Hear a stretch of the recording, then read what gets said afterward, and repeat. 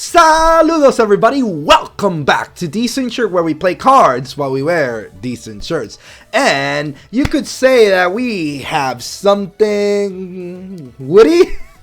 Guys, if you haven't found out already, today we're going to be working with my first deck profile. And since it's my first deck profile, I thought what better deck to start off than with arguably the best deck in the format. And that is to say that today we're going to be talking about Earth Beaters. Yes. So let's get right into the video.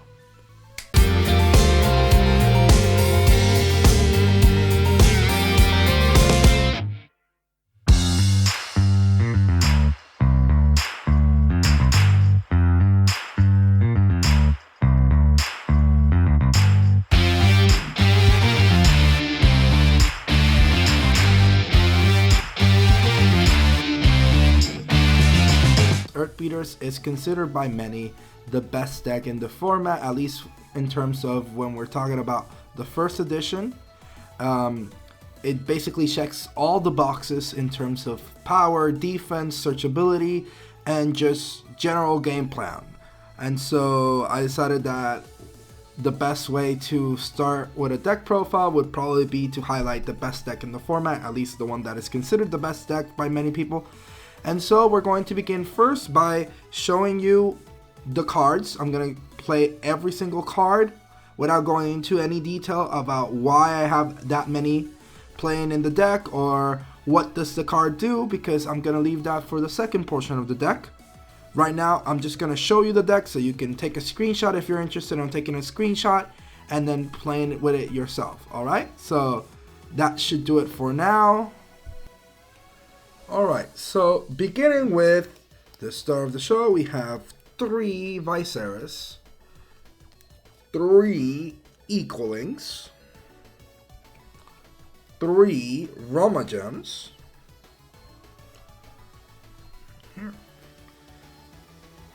2 Tectorus, 3 Astravits, and rounding off our Elestral package, we have 2 Elestrals right over there. Alright, so after that, we also have our room package where we starts with 3 Demeter, 3 Earthquake, 3 Ambrosia, 2 Foloi Forests, 3 Gorgon's Gaze, 3 Shields of Achilles, 3 Altar of Stars, 2 PTAs, and lastly, to round off the deck, 2 Tsunamis. So, that's the deck. I'm gonna go into detail later on, but let me go into the Elestrals package, or the Spirit package. Alright, so now on to the Spirit package. To start, the Spirit package is quite simple. We're just going to have 14 Terratlas, or Earth Spirits, however you prefer.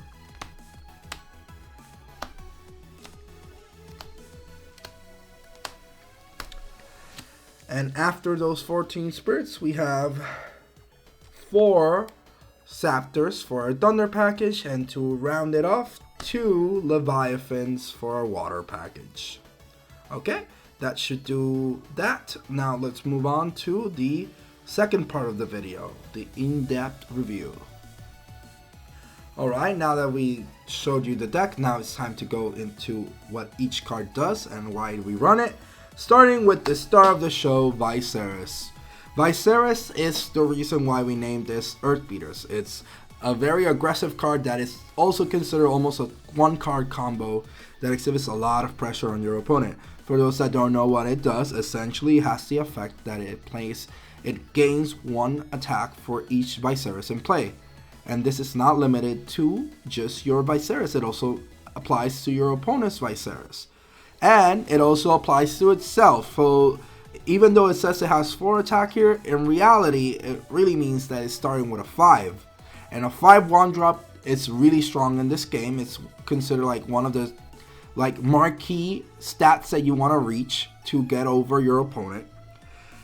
And the fact that it can continue to raise its attack in a passive way is amazing. That means that you're not really using any other card to raise its attack other than perhaps getting another body on the board, which we'll discuss. But it's easy to see why this card is also really good. It's one card that passively raises its attack. It hits the 5-drop with just throwing it in play. But if it were just this, it wouldn't be really the key or the star of the show as much as any other card in the deck. What really puts this far beyond everything else is the fact that it has a second effect, and the second effect is what really pushes this over the top.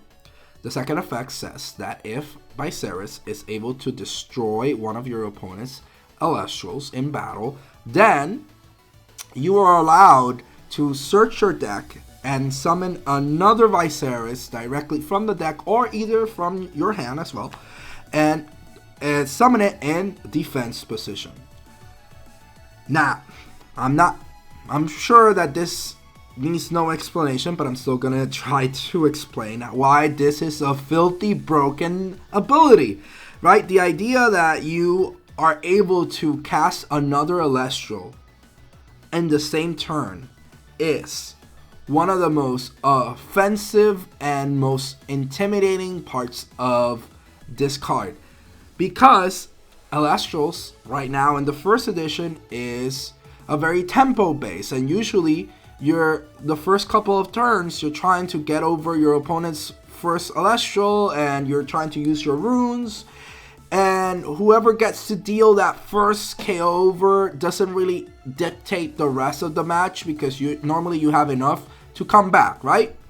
Usually you can only summon one Elestral at a time. That means that if they were able to run over yours, then you can have the opportunity to run over theirs, and so on and forth. However, the fact that you're able to get another body on board means that they have to deal with both threats at this time. And even if it's in defense, they can run over the second one. But usually that means that this one in attack position is going to be allowed to stay on the field. Usually that's how it goes, unless they have a way to out both of them. But in which case, normally that becomes a very expensive way to deal with both of them. So at worst case scenario, even though that's not the most ideal, right, board state, even if they get rid of both of your Vysceris, they normally have to expend a lot of spirits and a lot of resources to be able to out this double Vysceris. Otherwise, you get the opportunity to at least have one of them stick to the field and try to attack again. So, not only does this become a really offensive and aggressive, hence why we call it Earth Beaters, because it's a very aggro deck, it also helps with the fact that you are able to defend yourself. If they're able to get over one, then you have another body, and that means again that they have to expend more resources to try to wipe your board. And this just gets scarier and scarier the more turns pass while they're still in play, because they can potentially throw out the third one, and it's bad enough to try to deal with 2 Elestrals that have 6 attack. It's gonna get worse if you get a third one, right? I don't think I need to explain why that is the case. Now, this is the star of the show. This is why I call like the quarterback, because it keeps everybody in check, because it keeps searching for everybody and keeps looking for the options. Normally you're just waiting for that perfect moment for it to strike and get what we would call in this extended metaphor the touchdown, right? Which is essentially to be able to run over your opponent's Celestial. You're trying to wipe away or try to expend your opponent's resources like counter runes before you actually commit to the Vysceris.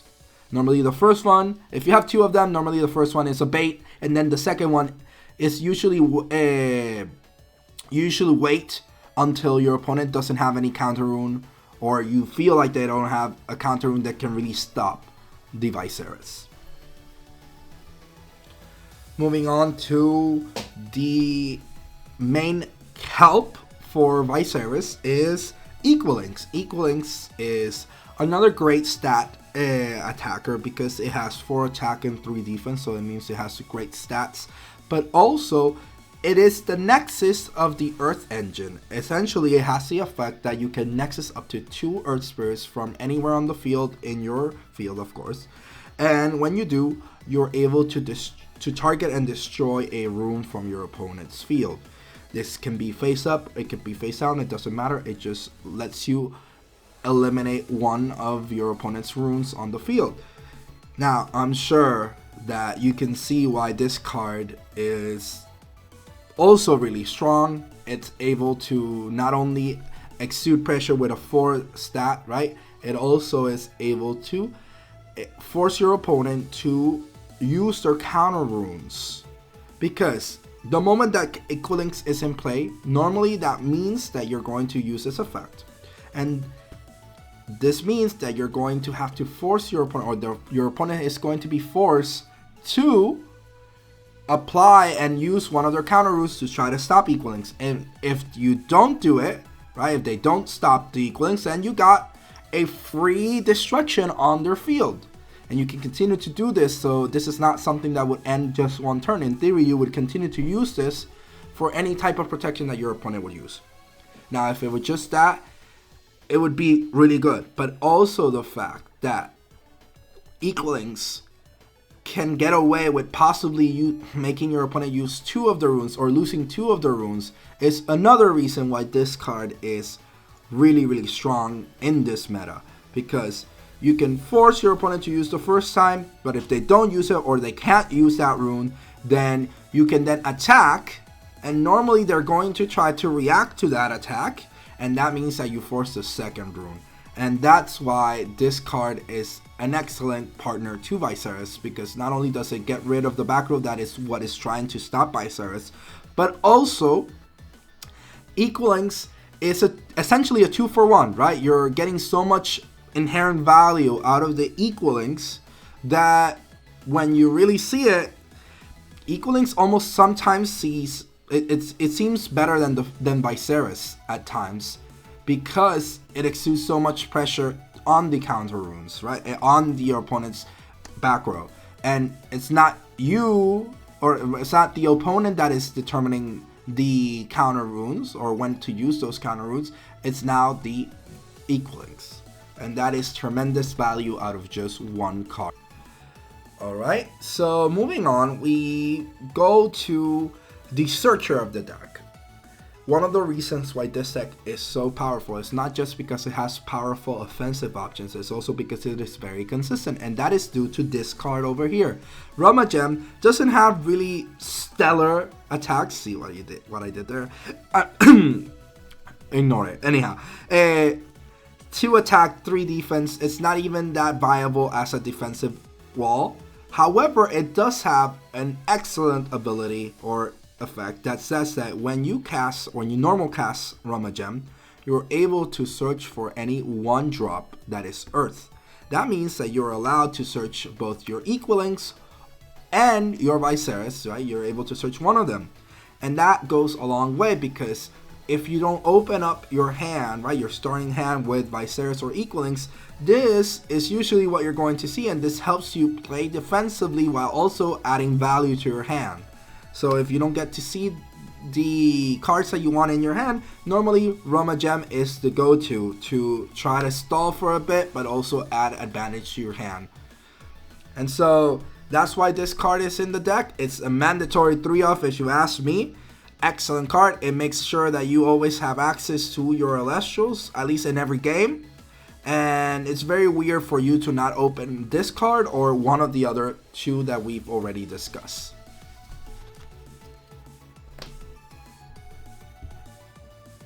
Rounding off our Earth Beaters package, we then have 2 Tectorus. Now, I've been considering upping this to 3, particularly because Earth Beaters has become really, really popular recently. I mean, it's always been a strong deck. However, with the recent increase in usage, Tectorus becomes a great tech card for the mirror match, because Tectorus starts with a 3 and 2 defense, a stat which is not great. However, his effect tends to make up for that, and that is the reason why this card is here. What is his effect, you might ask? Well, Tectorus says that he gets +1 attack for every Earth Spirit enchanted on the field. And this, again, is not limited to just your Tectorus, nor Elestrals, nor not even your field. It also applies to your opponent. That means that if your opponent is playing Earth Beaters as well, or any other Earth deck, for every single enchanted Earth Spirit that they have in play, this card is going to get a +1 attack. And while it might seem like this card is going to take a while for it to catch up, in reality, in testing, this card feels like it raises its attack way too fast. The fact that you are able to throw multiple bodies on the board and exude so much pressure before you normally throw your Tectorus helps Tectorus really stick on the field, because normally you are exhibiting so much other pressure with Vysceris and Equalings, right? So normally Tectorus gets to stay on the field, and it just keeps accumulating and accumulating and accumulating spirits on the field, which lets it raise its attack to absurd levels. Not to mention that we're gonna see a couple of the rune packages, or a couple of the runes in the rune package also help to increase Tectorus attack stats in the same turn that you throw it. So you really don't have to really stall or wait to accumulate such a big field for Tectorus to reach numbers like 8 or 9 attack. And we're gonna see why. So Tectorus is a great card. Might even add it to 3. I'm definitely going to be including it in my side deck if I ever enter a tournament, because Earth Beaters is everywhere and Tectorus is a great card for that matchup. Okay. Alright, that was the Earth package. Now let's move on to our Thunder package. And it's a very short package, but still very deadly, still very effective. And starting off with the infamous Astrabbit. Now, if you don't know what Astrabbit does, then let me tell you that you've been missing out, right? Astrabbit is considered one of the best cards in the deck, and considered one of the best cards in the meta itself. You normally see 3 Astrabbits in almost every deck due to its versatility and also very high defense. As you can see, it doesn't really boast any high attack stat. However, a 5 defense is really strong in this meta, because stuff like Vysceris, which you'll normally be able to run over most things, needs to get an extra buff or needs to use a rune to try to get over the Astrabbit, because Vysceris, when you throw it, you are only going to reach the 5. So they need something else to try to get over your Astrabbit. And this is the case for many other Elestrals that normally are trying to reach that 5 stat, which Astrabbit just says nope. Now, if it were only that, then it wouldn't be considered the best card. There's other cards that also has 5 defense. Now, what really puts this over the top is its amazing effect. That says when Astrabbit receives a Thunder Spirit to it, right? You're allowed to look at the top 3 cards of your deck and then add one of them back to your hand, and the rest, you shuffle them in the deck. So this is a 1-for-1 essentially. You play it, you are putting in defense more often than not, and then you actually get to see the top 3 cards and add one of them to your hand. So it's like a draw card, right? A card that lets you draw, but also you get to choose which of the 3 cards is best for you, right? Normally, you like to start with this. Your turn 1 plays are usually looking like Rummagem or Astrabbit, and if you have both options, normally the best option is Astrabbit, because it has that big defense stat. If it didn't have it, then normally you would go with Rummagem, because you are assuring which card you need. However, more often than not, you're probably going to start with the Astrabbit, because it lets you potentially add other cards that you might also need, and also it's a lot more difficult for your opponent to get rid of. Alright, so that's the first half of our Thunder package. Let's see the second half. Alright, so the second half of the Thunder package is just 2 Elestrals. Now, Elestrals by itself is a really solid card. It has 4 attack stat, which is really solid. Only 1 defense, but you're not really looking forward to throwing Elestrals in defense more often than not. Now, what really makes it worthwhile to play this card is essentially its effect to search out any divine rune, and in this deck we only have 1, but it's all we need. So when you normal cast Elestrals, not only are you exerting some kind of pressure normally over decently sized Elestrals, but also you're allowed to search for your divine rune, and when you look at it and when you see what divine rune we're playing, you're going to see that this 4 really is going to look like a lot more like a 7. So that's enough for our Elestrals package. Now we're going to move on to our rune package. Okay, so I alluded to it before with Elestrals, but let me go over the divine rune.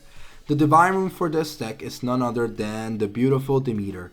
If you don't know what Demeter does, well, essentially it says that when you cast it, you are allowed to add up to 3 additional Earth Spirits to this card. And that is one of the main draws of this deck, because this allows you to be able to combo it with the rest of the other cards. For example, you are allowed to up your Tectorus stats. It allows you to use it as one of the targets for equalings, or one of the cards where you can store these spirits. And if we're just that, it would be worthwhile, it would still be good, but obviously we also have a second effect, as all divine runes have. And essentially what Demeter does is that you once per turn you can disenchant 1 Earth Spirit from her, and if you do, you can target 1 Elestral on the field and give it +3 attack and defense until the end of the turn. Now, this is obviously really strong, but when you put it in context that Vysceris wants to run over your opponent's monsters, and that Tectorus could potentially gain even more, or that even you can search it out and you already have, in theory, a 4 stat attacker that can now turn into a 7, because this doesn't have to be an Earth Spirit, it targets any spirit and any Elestral. It really pushes your opponent to react to cards that normally it wouldn't react, and it's just very versatile, an excellent card, very powerful card.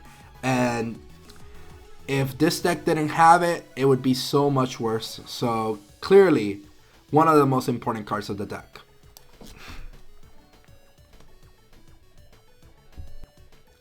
Now, if you're familiar with Elestrals and you play a little bit competitive, then you know that one of the best cards in the format is Earthquake.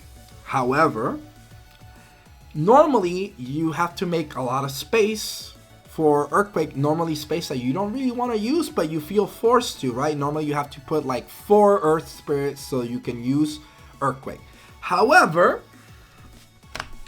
Earthquake in this deck is absolutely busted, because you are running 14 Earth Spirits. That means that this card is almost always live. It's almost always played.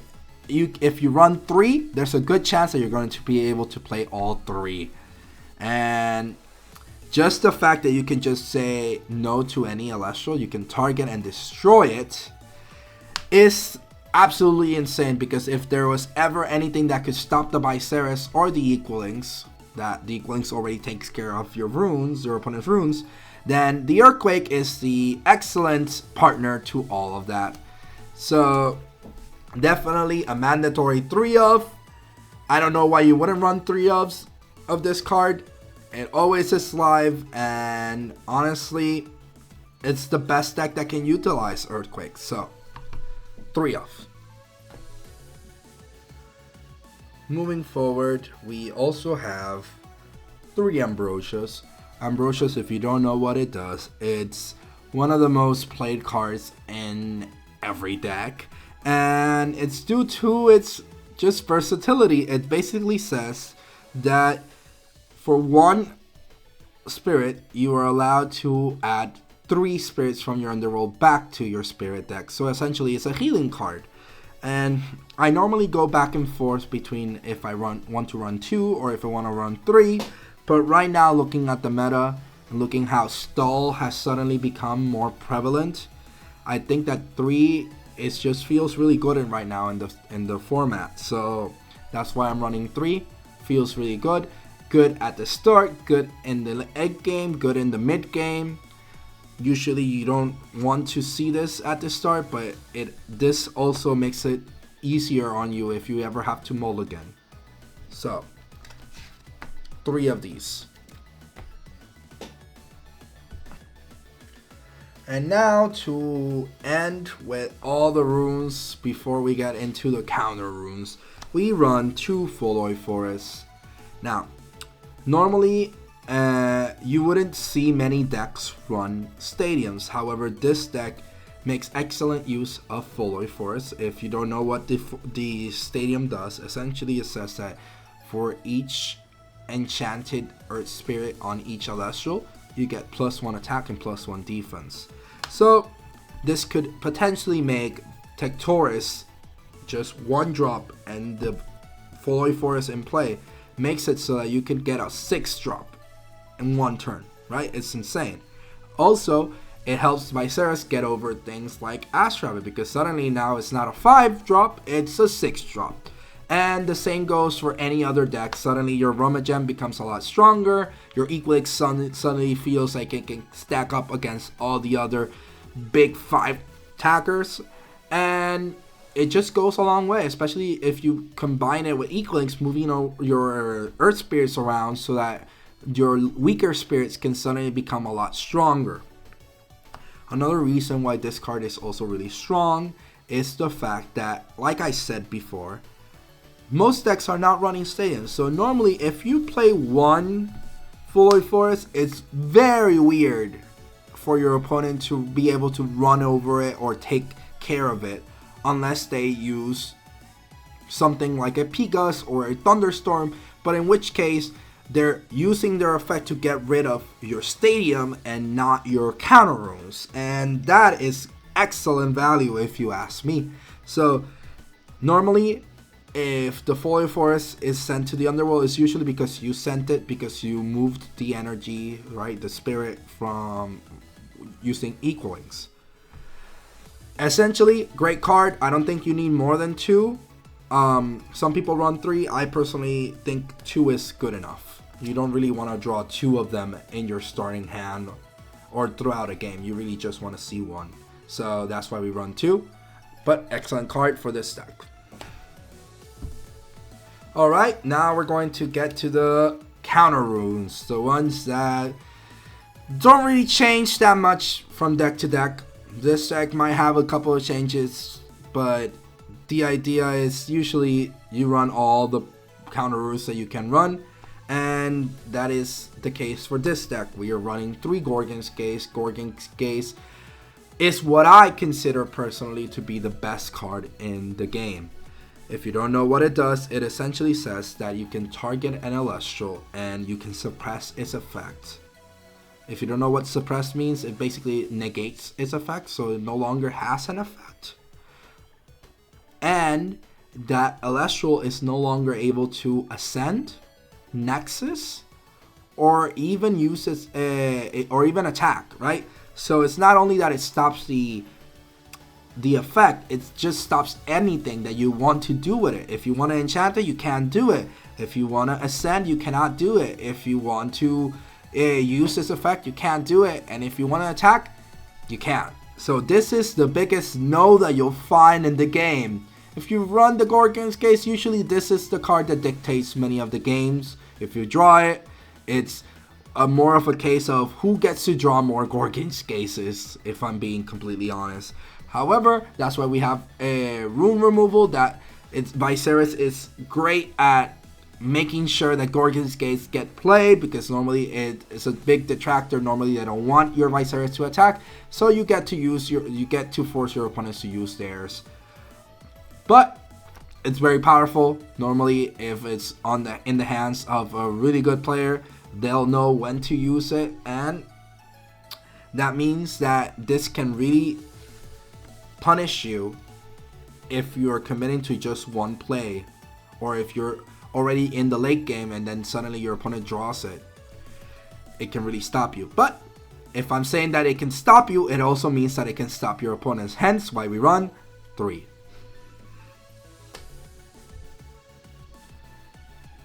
Now, continuing on with our counter rune package, we also have 3 Shields of Achilles. 3 Shields of Achilles, very standard. If you don't know what it does, it essentially says that for 1 cost, you are able to activate this effect if your opponent attacks or declares an attack. And if you do, you get to negate it, and then you can expend the equal amount of spirits that its cost has in the card, right? And if you do, your opponent has to send that Elestral back to their hand. So this is one of the ways that you keep momentum in this game.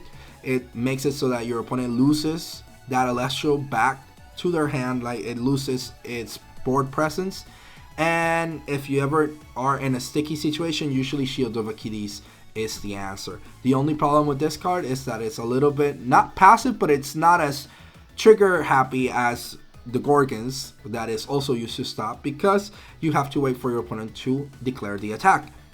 And that means that this is a lot more susceptible to being destroyed by a back row hate. So we run 3, but if there are more or better counter runes coming later on in the game, which I'm sure there are, this is probably gonna be seeing lower counts as the game furthers on. Now on to one of my personal favorite cards in the whole game, and that is Altar of Stars. Altar of Stars is absolutely beautiful, one of the best cards in the game. Not as common in all decks, but still an amazing card, which I'm going to go into detail as to why. But just look at that. That is absolutely beautiful. I love the art in this card. And so if you don't know what Altar of Stars does, well, first off, it Nexus. And if you know anything about Elestrals, you know that Nexus cards are usually really, really strong. And this is the case, right, for this card as well. It says that if you do Nexus, right, if you're able to complete that Nexus, then you can change the position of any Elestral in play. You can only choose one, but if you do, you're able to change its position.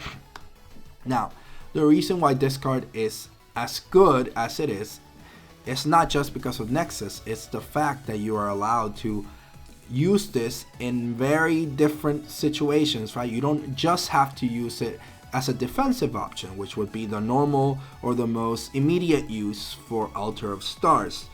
The fact that it's so versatile that you can use it in other scenarios is what makes this card so potentially breaking, right? It's really strong, and we've seen other decks abuse this effect because you are able to generate so much advantage with the Nexus mechanic, and to be able to do that in your opponent's turn feels really strong. And that is, while this deck is not the best user of Altar of Stars, is still really good at using Altar of Stars. And let me explain why. Well, normally you would think of Altar of Stars as a defensive option, right? Let's say that your opponent attacks, you can use this, you can flip this card, Nexus, and then negate or like change the battle position, so you can make it so that your opponent no longer gets to attack that with that monster.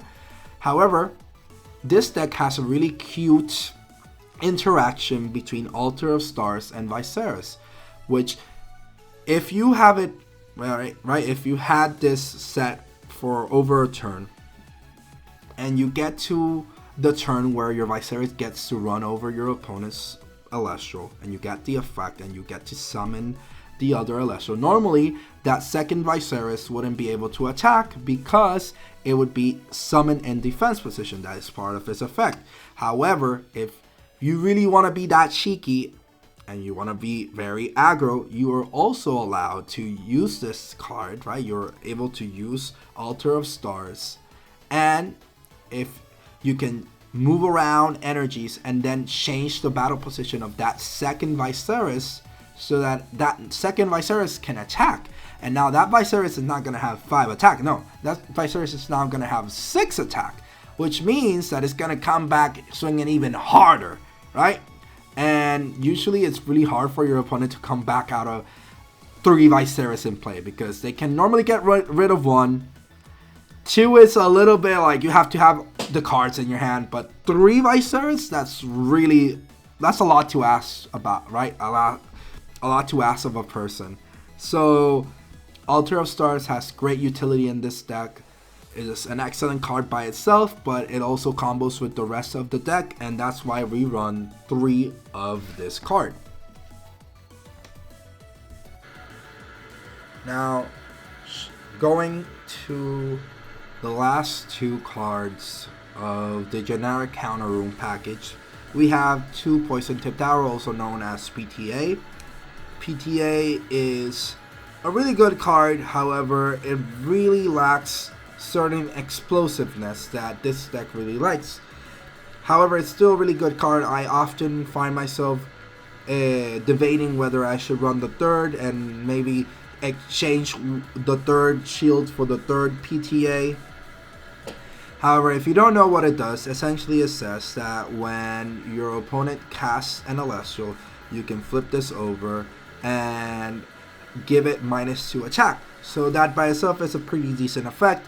It makes it so that your opponent normally would need to use extra resources to be able to beat over your Elestrals, and sometimes they usually use their Elestrals and usually are counting with the buff to be able to run over your own because you already have such high stats. But with this card, you basically put a Stampede into that effect and basically make it impossible for them to run over your Elestral. So that by itself, really solid effect.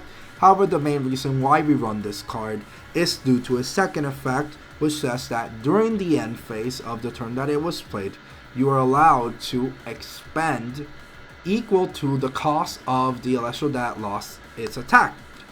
And if you do, you're allowed to destroy during the end phase.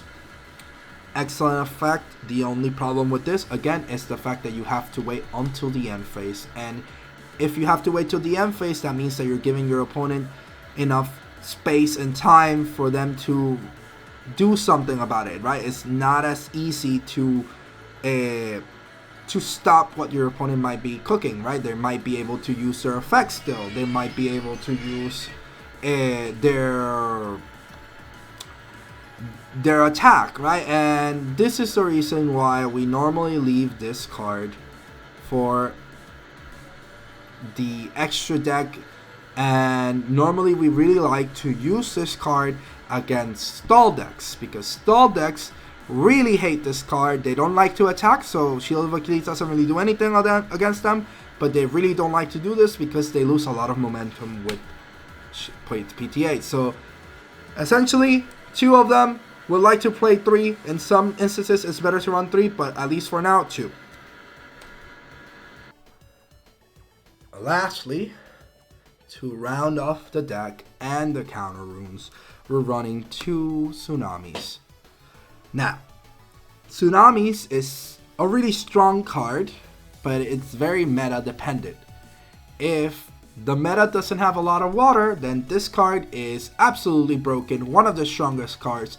It is one of the most, let's say, most disruptive cards in the deck, because if you didn't know what it does, for 1 water spirit, it allows you to change all Elestrals that are not water enchanted to defense. This means that you can stop a whole turn of your opponent. If they have 4, 2, 3, it doesn't matter. Like, if they have a whole board ready to attack you, you can use Tsunami and you can change them all to defense as long as they don't have a water spirit. And luckily right now, water decks are not super common, but I do see them in the uptrend, right? I do see them raising in usage, and therefore Tsunami loses value when in a format that we have a lot of water decks being used. However, it's still a great card, still a card worth playing, even if water decks are not are being used a lot, because it just has so much value, right? And even if half of the meta was water, the other half would still be susceptible to Tsunami, and this is an excellent card, definitely worth using, and in the mirror match, it's one of those cards that could probably dictate the whole matchup. Lastly, let's talk about our spirits, and like I said before, we have 14 Terratlas.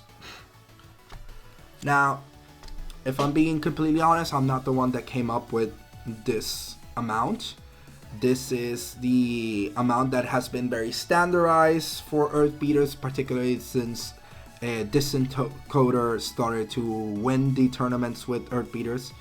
And honestly, once I saw that video, and once most people saw that video, his reasoning was very founded, right? It was very solid. The fact that 14 is just like the perfect number for Earth Beaters. You never feel like you need more, and you usually don't feel like you need less than 14. 14 feels like just the right number to always be able to play Earth's Elestrals or Earth runes. So 14 is the way to go.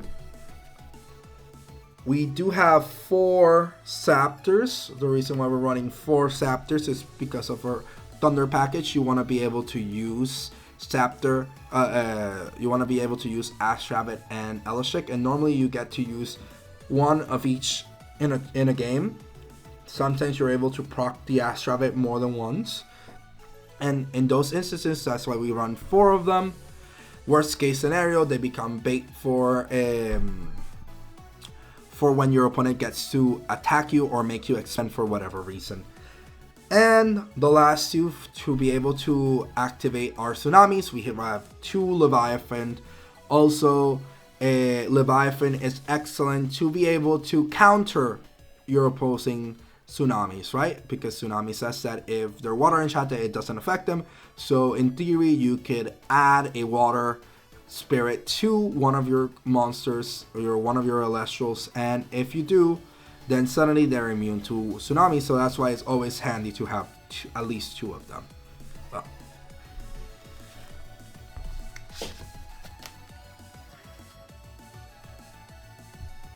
Alright guys, so hopefully you were able to enjoy that video, and hopefully you were able to learn something new. Earth Beaters is widely considered one of the best decks, so I'm not surprised that a lot of people are going to have a lot of opinions about this deck and how to build it.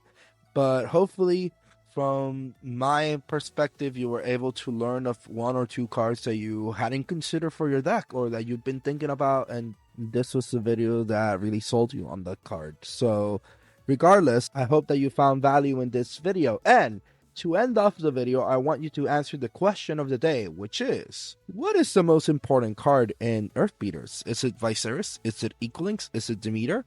Or is it any other card?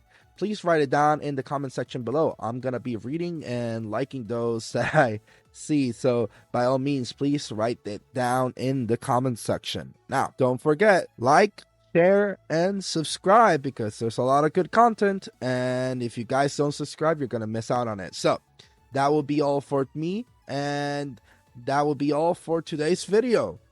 Decentshirt signing out.